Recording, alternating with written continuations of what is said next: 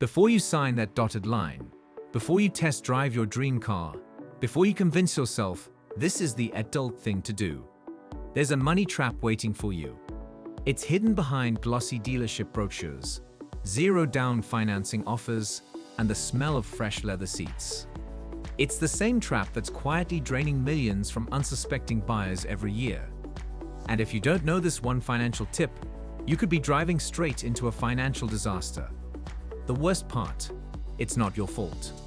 You've been sold a lie about car ownership, and today, we're pulling the curtain back. The emotional trap of car buying. Let's face it, buying a car is exciting. There's a certain pride in picking out your dream vehicle, imagining the first drive, smelling that new car scent, and fantasizing about weekend road trips. But this emotional high is exactly where most buyers go wrong. Car manufacturers and dealerships know how to trigger your emotions. The glossy photos, high-tech features, and aggressive limited-time offers are designed to bypass logic and tap directly into impulse. This is the emotional trap that leads to overspending. You convince yourself you deserve the leather seats. You need the upgraded tech package. You can afford the monthly payment, so what's the problem? Here's the truth. Just because you can afford something doesn't mean you should buy it. Financial health is rarely about affordability in the moment. It's about long-term sustainability. That's why your most powerful weapon before buying a car is financial clarity. Not just knowing the price of the car, but knowing what that car will cost your future. Total cost of ownership. The silent word killer. Most people fixate on one number when buying a car, the monthly payment. It's an easy figure to digest and compare. But this focus blinds you to the much bigger picture, the total cost of ownership. The total cost of ownership includes not just the car's purchase price, but fuel, insurance, maintenance, repairs, taxes, registration, and depreciation. And that last one, depreciation, is the silent word killer. The average new car loses 20% of its value the moment it's driven off the lot. After 5 years, it can lose up to 60%. That means if you buy a $40,000 car today, it might only be worth $16,000 in a few years, and you're paying for that decline the entire time. When you factor in gas prices, insurance premiums, which can skyrocket for certain models, and repair costs as the vehicle ages, it's clear that your affordable monthly payment is only a fraction of the real cost. Understanding total cost of ownership changes the way you think. Suddenly, that slightly used, fuel-efficient car that costs $10,000 less than the brand-new SUV doesn't seem like a compromise. It seems like a strategic win. Financing versus leasing versus buying in cash. Know the game. If you don't fully understand how you're paying for your car, you're already losing the money game. Financing might feel painless. After all, you just make a monthly payment and drive off in a shiny new car, right? But consider this. The average car loan term in the US is over 72 months. That's 6 years of interest, 6 years of being tied to a depreciating asset, and 6 years where your car may not even be worth what you still owe. Leasing, even trickier. While monthly lease payments are often lower than financing, you're essentially renting a car. You don't own it, you face mileage limits, and you're on the hook for excess wear and tear fees. At the end of the lease, you have nothing to show for years of payments, and you start the cycle over again.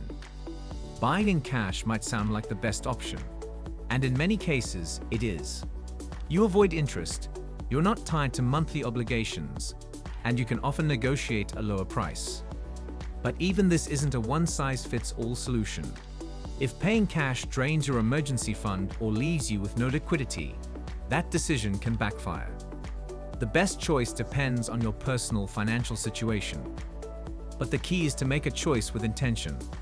Don't let a fast-talking finance manager corner you into a long-term commitment that wasn't part of your plan. The 24/10 rule. Your financial safety net. Here's a money tip that's become a gold standard among financial advisors. Put down at least 20%. Don't finance for more than 4 years. And keep total car expenses, including insurance and fuel, under 10% of your monthly income. Why is this rule so powerful? Because it protects you from becoming car poor. Many people drive expensive cars, but live paycheck to paycheck. Their vehicle looks like success, but their bank account tells another story. If you can't meet the 24/10 rule comfortably, that's a sign you're stretching too far. Instead of increasing your debt load, scale down your car expectations and scale up your financial security.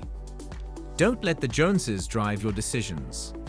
Comparison is a trap, and it's never more obvious than in the world of cars.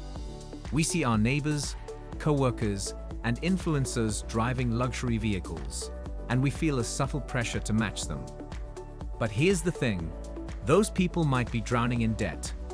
They might be making minimum payments. They might be one layoff away from repossession. A car doesn't tell you someone's net worth. It tells you their payment amount. The real flex, financial freedom, peace of mind. Knowing that your car is paid for, your emergency fund is full, and you're investing in your future. Make your car decision based on your values, not someone else's image. Delay the gratification, multiply the gains. Here's a final money tip that few people want to hear, but the wealthiest understand deeply. Delayed gratification equals multiplied returns. The longer you can delay a major purchase, like a new car, the more time your money has to grow elsewhere. Invest what you would have spent on a car into a diversified portfolio, and in 5 years, that money might grow enough to buy the car and leave a chunk of change behind. This doesn't mean you should drive a car that's falling apart, but it does mean that every year you wait and save strategically puts you in a stronger position. The car will still be there, but your future will look very different. Make this move count. Buying a car can either be a smart step forward or a financial misstep that drags on for years. It all comes down to awareness, strategy, and mindset. When you zoom out from the showroom floor and look at the bigger financial picture, you see things more clearly. Don't let emotion, peer pressure, or clever marketing drive your decision. Let logic, values, and a long-term vision guide you. And if you found this deep dive helpful, don't forget to like this video, subscribe to the channel, and hit the bell so you never miss another smart money tip. Your financial freedom is built one wise decision at a time, starting with your next car.